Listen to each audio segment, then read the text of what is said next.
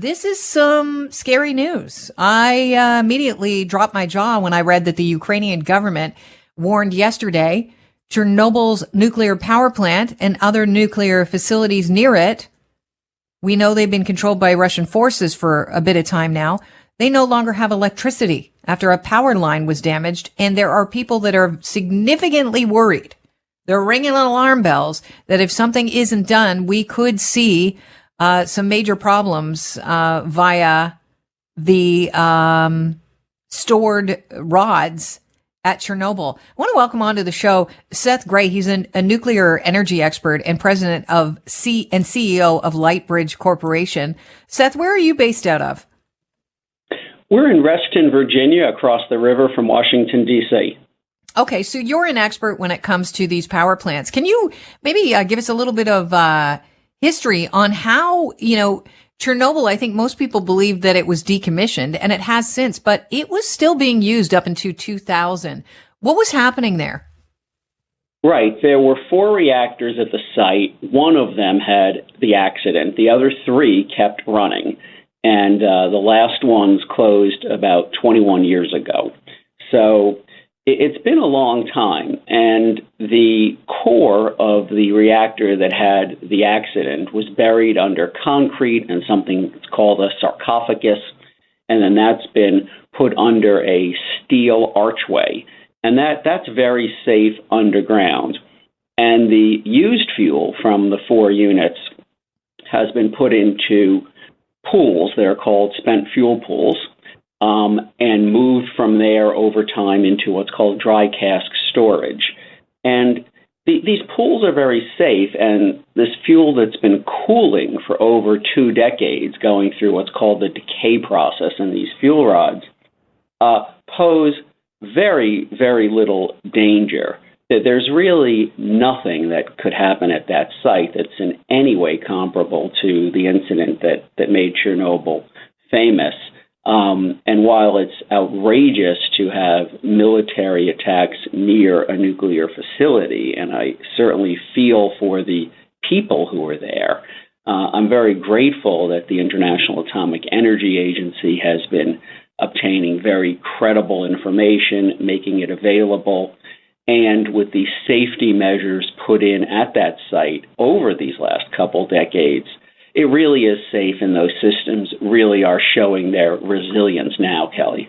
Okay, but I hear what you're saying, and hey, you're well versed in this stuff. I'm just reading about it now and a little bit concerned because anytime we hear nuclear threat in Chernobyl, people worry because they remember what that meltdown was like, and what it did to Europe and the globe. But there is a daughter of one of the workers in Chernobyl. Now, this Chernobyl has been taken over by the Russians. They're holding the people that work at Chernobyl captive, as some of them are, they're exhausted, they're hungry, according to this daughter who was talking to her father via phone line until those and the electricity was cut. She believes that, and she does come from a family of her dad and her mother both work at Chernobyl. She believes that there is a threat, according to her father, that, when the water heats up in these pools, that it could be detrimental. So where's the disconnect? And is there a threat to the vicinity, the people living in Chernobyl? Because maybe it's not as big as a meltdown, but why would they be ringing alarm bells about the fact that the generator only runs for about 48 hours and water is heating up in the pool where these rods are stored? Right. Well, first of all, my understanding is there were 2 power lines connecting the electric grid to this facility. One of them was destroyed by some military action, and then apparently the second one as well. They're being repaired, I understand, near the border with Belarus. Okay. The backup diesel generators do have 48 hours of diesel fuel, which could be replenished, just like the power line could be repaired. But you don't need these diesel generators to keep those pools safe. This pool contains fuel that is over 2 decades old, that is so cool that this water will not evaporate off and expose these fuel rods. And even if it did, these fuel rods are so cooled they would not pose a danger. And if we were talking about 20 years ago, that would probably be a bit of a different story. But these fuel rods today are really quite safe in the water, even without any other systems.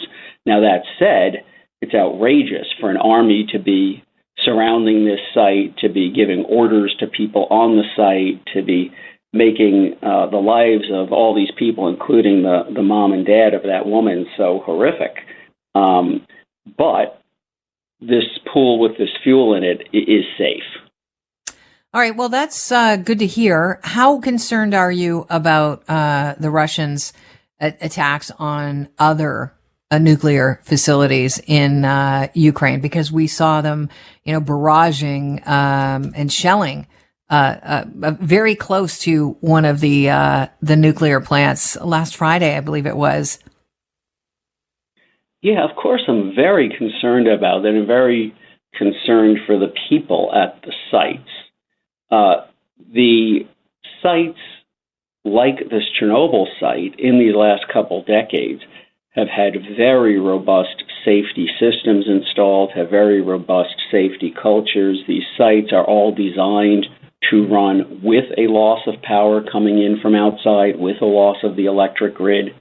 They have systems to have backup power and to deal with problems like that. That said, they were never, ever intended for attack by a military. And but so far, everything that has been done, as outrageous as it is, has not actually posed any kind of a nuclear danger. What's the worst case scenario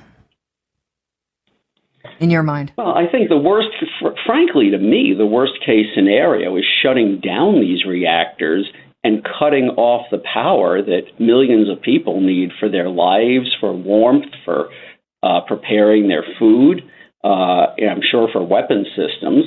But in terms of nuclear dangers, these sites all have very robust safety systems that, at least from everything that's happening now, give more than enough margin to handle anything. And real kudos to heroic people on the site working under impossible conditions. And I'll mention that Russia is violating one of its commitments as a member of the International Atomic Energy Agency because the people at the sites are supposed to be able to operate without any undue influence on how they handle their operations, and having Russia's military surround the plant and giving them orders definitely contradicts that.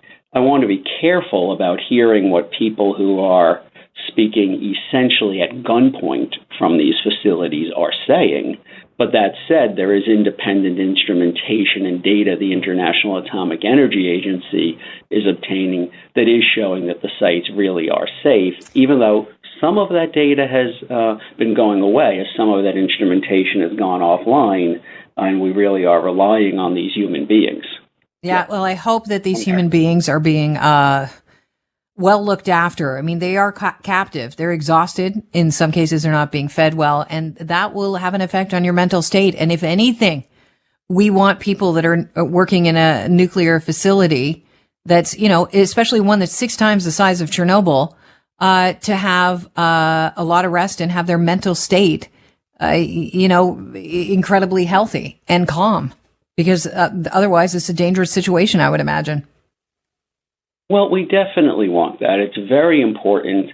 And these are 6 reactors at that site, but they are 6 very modern reactors. They're nothing like the 1960s design that existed at Chernobyl, and they have much, much more robust safety systems, and literally have designs that prevent what happened at Chernobyl from happening at all. But that said, we do fear for the people there, and we do, have a lot of gratitude for them keeping these facilities operating safely. They could shut them down and have shut some of them down, but shutting more of them down would be very bad for Ukraine, which gets about half of its electricity from nuclear power plants. Seth, I want to thank you for joining us on the show. I don't know about anybody else, but you've brought my anxiety level down a lot, because when I read stories about this, I shake my head. It is, you don't want to be messing around with nuclear energy. But I'm happy that they've learned lessons from, 1986 in Ukraine, and these facilities are pretty sturdy. Thank you very much for providing some expertise on this.